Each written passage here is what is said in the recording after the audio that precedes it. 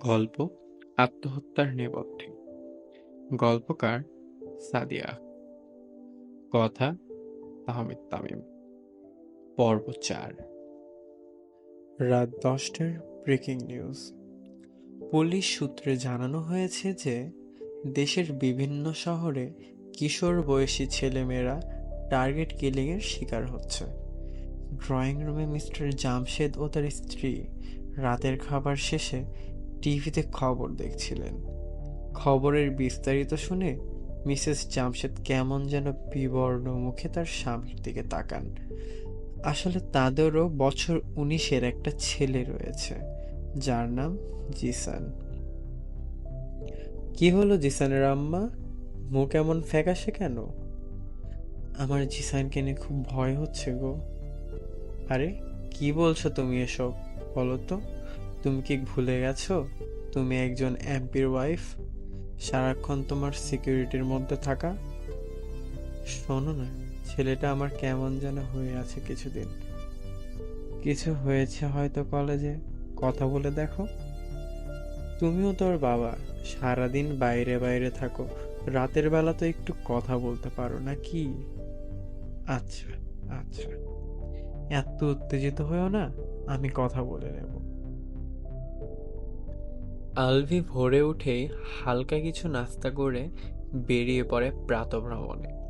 উদ্দেশ্য ফুটেজে দেখা ছেলেটার তথ্য বের করা। ছবি দেখিয়ে আশেপাশের লোকজনকে বিভিন্ন দোকানে, ফার্মেসিতে, হোটেলে জিজ্ঞাসাবাদ করে।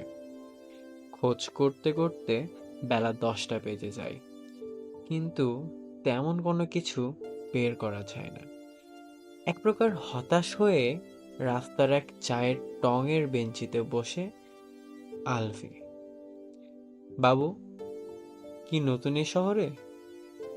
বলে চায়ের দোকানি। নতুন না, তবে স্থানীয়।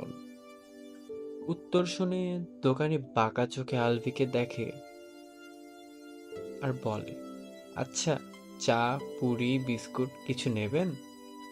উম কড়া লিকারের চা দাও, মাথাটা ধরেছে খুব। এই এই নিন বাবু। আচ্ছা শোনো, তুমি তো এই শহরের? হ্যাঁ বাবু, আমি এখানেই জন্মেছি, বাপ দাদার ভিটে মাটিও এখানেই।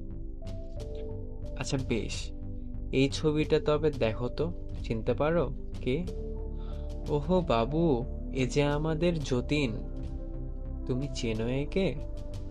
হ্যাঁ বাবু, এই যে রাস্তার বাম দিকে যে গলিটা, ওখানেই একটা দোকান আছে, সাইকেল মেকারের কাজ করে। তোমাকে কি বলে যে ধন্যবাদ দেব, নাও এটা রাখো, বকশিস।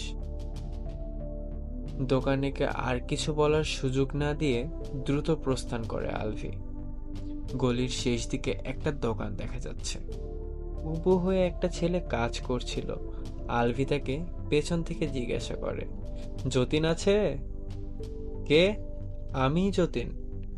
হুম, দেখো তো ছবিটা, কিছু মনে পড়ে কিনা? ছবি দেখেই যতীন আঁতকে ওঠে, হাতের যন্ত্রপাতি ছুঁড়ে ফেলে দেয়, ছুট। আলফিও তাকে তাড়া করে পেছন থেকে, চিৎকার করে বলে, যতীন, পালায় লাভ নাই, সত্যিটা বলে দাও, কিছু হবে না। কে শোনে কার কথা? যতীন প্রাণ হাতে নিয়ে ছুটছে তো ছুটছে, পিছনে আলভিও তেড়ে আসছে। অবশেষে সে এক গলিতে ঢুকে গেলে আলভি চট করে অন্য একটা গলিতে ঢুকে যতীনের সামনে এসে পথ আটকায়। যতীন কিছু বুঝে ওঠার আগে আলভি যতীনের কলার ধরে কষে এক চড় বসিয়ে দেয়। ধমকে বলে, বল, কেন খুন করেছিস মেয়েটাকে? হাত জোর করে কাঁদো কাঁদো হয়ে যতীন বলে, স্যার, আমাকে মারেন, কিন্তু বিশ্বাস করেন ওই খুনটা আমি করিনি। আলভি চোখ বড় বড় করে জানতে চায়, তাহলে কোন খুনটা তুই করেছিস? স্যার, আমি কোনো খুনই করি নাই। বাহ, তাহলে ওই কন্টেইনার নিয়ে কই যাচ্ছিলি? স্যার, ও ওই দিন ভোরে এক লোক আসে দোকানে, আমাকে 5,000 টাকা দেবে বলে যদি আমি তার কাজ করে দিই। তারপর? যতীন ঢোক গিলে আবার বলে, ওই জংশন রোডে জংলার একটু ভিতর একটা বড় বোতল থাকবে, ওটা এনে দোকানে রাখতে হবে। আমি সেটাই করেছি স্যার। আমি অনেক গরিব মানুষ, উপার্জন কম আমার। বাড়িতে বুড়া বাপ আর ছোট বোন আছে। হুম, সবই ঠিক আছে। তাহলে তুই ছবি দেখে পালালি কেন? আসলে স্যার, লোকটাকে আমি জিজ্ঞেস করেছিলাম যে পানির বোতলের জন্য আমাকে 5,000 টাকা দিল। তো তখন ওই বলেছিল এটাতে নাকি অ্যাসিড আছে। হুম, লোকটা দেখতে কেমন ছিল? চেহারা দেখিনি স্যার। কন্টেইনারটা কখন নিয়ে যায়? পরের ভোরে এসেছিল। ঠিক আছে, যা। আর শোন, কোনো উল্টাপাল্টা করবি না। যা। সালাম স্যার, বলে যতীন চলে যায়। আলভি গলির পাশে বসেই মাথার চুল টানছিল আর ঘটনাগুলো পরপর মনে করছিল। ফোন কলের শব্দে চিন্তায় ব্যাঘাত ঘটলে এক প্রকার বিরক্তি নিয়ে ফোনটা বের করে। স্ক্রিনে ইন্সপেক্টর বাবুর নাম্বার দেখে আলভির প্রসারিত ভ্রু কুঞ্চিত হয়ে যায়। হ্যাঁ ইন্সপেক্টর সাহেব, বলুন। গোয়েন্দা বাবু, কিছু শুনেছেন? কই কি? ওই যে এমপি হিজলপুরের মিস্টার জামশেদ। হ্যাঁ হ্যাঁ, কি হয়েছে? কাল রাতে ওনার ছেলেও পানিতে ডুবে আত্মহত্যা করেছে। পানিতে ডুবে আত্মহত্যা? নাকি কেউ ডুবিয়েছে? না না, কেউ ডুবায়নি। ছেলেটা নিজেই নিজেকে শিকল দিয়ে আটকিয়েছে, সেম ওই রকম আত্মহত্যার মতো। উফ, শিট। আপনি কিভাবে খবর পেলেন? ওই যে সব থানাগুলোই ইনফর্ম করছিলাম। ওই ছেলেও নাকি পাপ মুক্তি এসব কি যেন বলতো। আমার তো এখান থেকে হিজলপুর যেতে 4 ঘন্টা লেগে যাবে। জলদি বের হন, আমরাও বের হচ্ছি। রাখছি। উফ, আল্লাহ, বলে আলভি কিছুক্ষণের জন্য চোখ বন্ধ করে নেয়। পানি পড়ছে গাল বেয়ে। সে চেষ্টা করেও পারল না আরেকটা প্রাণকে রক্ষা করতে। গা ঝাড়া দিয়ে ওঠে, পা বাড়ায় হোটেলের দিকে। বিকাল 4টা। বাস স্ট্যান্ড থেকে সোজা এমপির বাড়ির সামনে এসে রিক্সা নামিয়ে দেয় আলভিকে। শহরের সবচেয়ে চাঞ্চল্যকর খবর এখন এমপির ছেলের মৃত্যু। সাংবাদিক আর দলীয় নেতা কর্মী এর উপর উৎসুক জনতার ভিড় ঠেলে ভিতরে প্রবেশ করাই যেন দুষ্কর হয়ে যায় আলভির জন্য। অবশেষে পুলিশকে তাকে তার আইডি কার্ড দেখায়ে ঘটনাস্থলে পৌঁছায়। ইন্সপেক্টর বাবুলাল তার টিমকে নিয়ে আগেই পৌঁছে গেছেন। আলভিকে দেখে এগিয়ে আসেন করমর্দন করে হিজলপুরের তরুণ ইন্সপেক্টর শাহিনের সাথে পরিচয় করে দেন। অল্প কিছু কুশল বিনিময় করে কেসের বিস্তারিত জানতে চায় আলভি। ইন্সপেক্টর মিস্টার শাহিন জানান, ছেলেটা প্রায় মধ্যরাতের পর এই সুইমিং পুলে এসে নিজের পায়ে শিকল বেঁধে ডুব দেয়। সাঁতার না জানায় নিজেকে আর বাঁচাতে পারেনি। মাথা নেড়ে আলভি বলে, কিন্তু কেউ এমনটা কেন করবে নিজের সাথে? উফ। ধীর পায়ে লাশের কাছে এসে দাঁড়ায় আলভি। পানিতে থাকার ফলে লাশটা অনেকাংশে ফুলে গেছে। ভয়ার্ত দৃষ্টি নিয়ে তাকিয়ে আছে নিথর দেহ। স্যার, ফরেনসিক টিম লাশ নিয়ে যেতে চাচ্ছে, বলে এক পুলিশ সদস্য। হ্যাঁ হ্যাঁ, নিয়ে যাক। বডি অনেক ফুলে গেছে, বলে আলভি। ইন্সপেক্টর বাবু।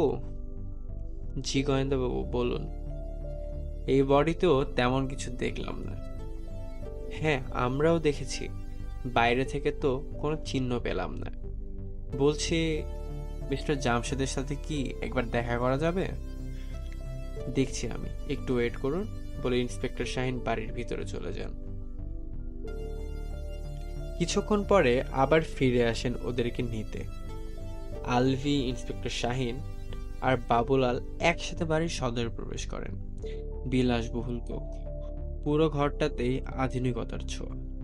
দলের নেতা কর্মীদের মাঝে মুখ ভারী করে সোফায় বসে আছেন মিস্টার জামশেদ। সালাম বিনিময় করেন ইন্সপেক্টর শাহিন, পরিচয় করিয়ে দেন আলভিকে। সাথে এটাও বলেন এই পুরো কেসটাই মূলত তিনি ইনভেস্টিগেশন করছেন প্রথম থেকে। স্যার, আমরা সত্যি অত্যন্ত দুঃখিত যে এমন সময় আপনাকে বিরক্ত করছি, বলে আলভি। দীর্ঘ শ্বাস নিয়ে মিস্টার জামশেদ বলেন, সমস্যা নেই, বলুন। স্যার, আপনি হয়তো জানেন দেশের বিভিন্ন জায়গায় টার্গেট কিলিং এর শিকার হয়েছে কিশোর বয়সী ছেলেমেয়েরা। কাল রাতেই তো নিউজটা দেখলাম। আমরা আপনার সাথে পার্সোনাল ভাবে কথা বলতে চাই। মিস্টার জামশেদ চোখে কিছু ইশারা করতে ধীরে ধীরে সব নেতাকর্মীরা উঠে বাইরে চলে যায়। বলেন, কি বলবেন? আপনার ছেলের মৃত্যু তো আনইউজুয়াল, এটা মানেন? অবশ্যই আনইউজুয়াল। কোনোভাবেই আমার ছেলে সুইসাইড করতে পারে না। তাহলে একটু খুলে বলুন, কিছুদিন আগে থেকে ছেলের আচরণ কোনো পরিবর্তন ছিল? দেখুন, আমাকে তো রাজনীতির কাজে বাইরে থাকতে হয় বেশি, তাই আমি তেমন কিছু বলতে পারবো না। তবে তবে কাল রাতে আমার মিসেস বলেছিল ছেলের কোনো কারণে মন ভালো নেই। চলো মা, গল্পটি আপনাদের কেমন লেগেছে কিংবা এর প্লটের কোনো ভুল ত্রুটি থাকলে কমেন্ট বক্সে জানানোর অনুরোধ রইল। গল্পটির পরবর্তী পর্ব পেতে আমাদের চ্যানেলটিতে সাবস্ক্রাইব করুন এবং লাইক, কমেন্ট, শেয়ার দিয়ে পাশে থাকুন। নোটিফিকেশন পেতে পাশে থাকা বেল আইকনে ক্লিক করুন। ধন্যবাদ সবাইকে।